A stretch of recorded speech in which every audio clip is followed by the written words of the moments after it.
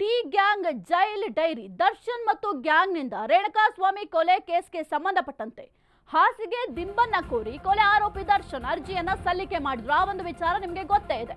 ದರ್ಶನ್ ಮತ್ತು ಗ್ಯಾಂಗ್ನಿಂದ ರೇಣುಕಾಸ್ವಾಮಿ ಕೊಲೆ ಕೇಸ್ಗೆ ಸಂಬಂಧಪಟ್ಟಂತೆ ಹಾಸಿಗೆ ದಿಂಬನ್ನ ಕೋರಿ ಕೊಲೆ ಆರೋಪಿ ದರ್ಶನ್ ಅರ್ಜಿಯನ್ನ ಸಲ್ಲಿಕೆ ಮಾಡಿದ್ರು. ಜೈಲಧಿಕಾರಿಗಳ ವಿರುದ್ಧ ಅರ್ಜಿಯನ್ನ ಸಲ್ಲಿಸಿದ A2 ದರ್ಶನ್ ಕಾನೂನು ಸೇವಾ ಪ್ರಾಧಿಕಾರದ ವರದಿ ಸಲ್ಲಿಕೆಯ ಹಿನ್ನೆಲೆ ಇಂದು ದರ್ಶನ್ ಪರ ವಕೀಲರು ವಾದವನ್ನು ಕೂಡ ಮಾಡ್ತಾರೆ.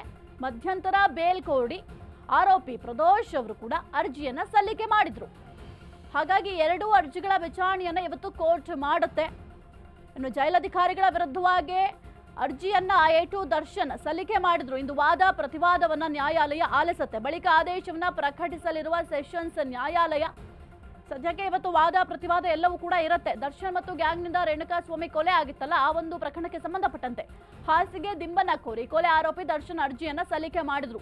ನನಗೆ ಬೆನ್ನು ನೋವಿನ ಸಮಸ್ಯೆ ಇದೆ, A5S1 ಸಮಸ್ಯೆ ಇದೆ, ಬೆನ್ನು ಮೂಳೆ ಸಮಸ್ಯೆ ಇರುವ ಕಾರಣ ನನಗೆ ಹಾಸಿಗೆ ದಿಂಬು ಬೇಕು ಅಂತ ಒಂದು ಅರ್ಜಿಯನ್ನ ಸಲ್ಲಿಕೆ ಮಾಡಿದ್ರು. ಅದಕ್ಕೆ ಏನು ಬೇಸಿಕ್ ಅಲ್ಲಿ ಜೈಲಿನಲ್ಲಿ ಪ್ರೊವೈಡ್ ಮಾಡೋದಕ್ಕೆ ಸಾಧ್ಯ ಆಗುತ್ತೆ ಅದನ್ನ ಕೊಡಬಹುದು ಅಂತ ಕೂಡ ಕೋರ್ಟ್ ಆದೇಶವನ್ನು ಹೊರಡಿಸಿತ್ತು. ಇದಾದ ನಂತರ ಜೈಲಧಿಕಾರಿಗಳು ನನಗೆ ಕೋರ್ಟ್ ಆದೇಶ ಇದ್ರೂ ಕೂಡ ಯಾವುದೇ ರೀತಿಯ ಹಾಸಿಗೆ ಕೊಟ್ಟಿಲ್ಲ, ದಿಂಬು ಕೊಟ್ಟಿಲ್ಲ, ಇದನ್ನ ಪರಿಶೀಲನೆ ಮಾಡಬೇಕು ಅಂತ ಮತ್ತೊಂದು ಅರ್ಜಿಯನ್ನ ದರ್ಶನ್ ಅವರು ಸಲ್ಲಿಕೆ ಮಾಡಿದ್ರು. ಆ ಒಂದು ವಿಚಾರಕ್ಕೆ ಸಂಬಂಧಪಟ್ಟಂತೆ ಇವತ್ತು ವಾದ ಪ್ರತಿವಾದ ಎಲ್ಲವೂ ಕೂಡ ಇರುತ್ತೆ. ನ್ಯಾಯಾಲಯದಲ್ಲಿ ನ್ಯಾಯಾಧೀಶರು ಏನು ದರ್ಶನ್ ಪರ ವಕೀಲರ ನ್ಯಾಯವನ್ನು ಕೂಡ ಆಲಿಸ್ತಾರೆ. ಜೊತೆಗೆ ಜೈಲಧಿಕಾರಿಗಳ ಪರ ವಕೀಲರ ಏನು ವಾದವನ್ನು ಕೂಡ ಆಲಿಸುವ ಕೆಲಸವನ್ನ ಮಾಡ್ತಾರೆ. ಅದಾದ ನಂತರ ತೀರ್ಪನ್ನ ಪ್ರಕಟ ಮಾಡ್ತಾರೆ. ಹಾಸಿಗೆ ದಿಂಬನ ಕೋರಿ ಕೊಲೆ ಆರೋಪಿ ದರ್ಶನ್ ಅರ್ಜಿಯನ್ನ ಸಲ್ಲಿಕೆ ಮಾಡಿದಂತಹ ವಿಚಾರಕ್ಕೆ ಸಂಬಂಧಪಟ್ಟಂತೆ ಇವತ್ತು ಗೊತ್ತಾಗುತ್ತೆ ಕೋರ್ಟ್ನಲ್ಲಿ ಈ ಒಂದು ಹಾಸಿಗೆ ದಿಂಬು ವಿಚಾರವಾಗಿ ಏನು ತೀರ್ಪು ಬರುತ್ತೆ ಅಂತ.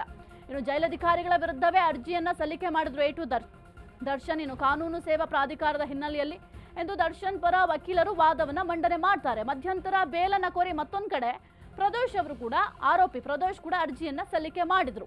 ಹಾಗಾಗಿ ಎರಡೂ ಅರ್ಜಿಗಳ ವಿಚಾರಣೆ ಇವತ್ತು ನಡೆಯುತ್ತೆ ಸೆಷನ್ಸ್ ನ್ಯಾಯಾಲಯದಲ್ಲಿ.